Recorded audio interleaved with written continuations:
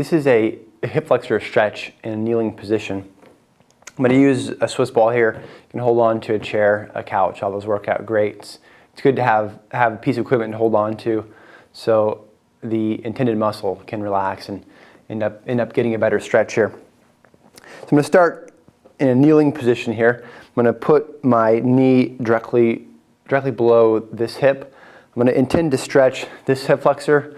Might end up getting a little bit of quad here as well. So the first thing we want to do is to tuck the pelvis under a little bit. So I'm going to rotate the pelvis like that.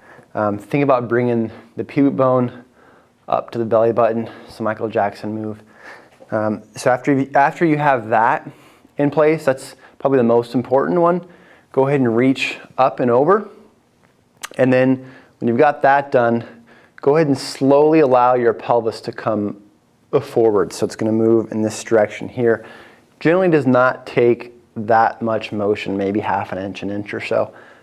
So right now I'm feeling a stretch in here, getting a little bit in the QL up there as well, and also a touch in the quad. So this is the intended area we want to feel, the insertion point of the hip flexor muscles, perhaps a little bit in the quads as well. If you have to move forward a lot, that probably means you did not get enough of that pelvic tilt. So again, that's probably the most important and perhaps the most difficult piece to get. After you've got that, you should end up with a pretty good hip flexor stretch there.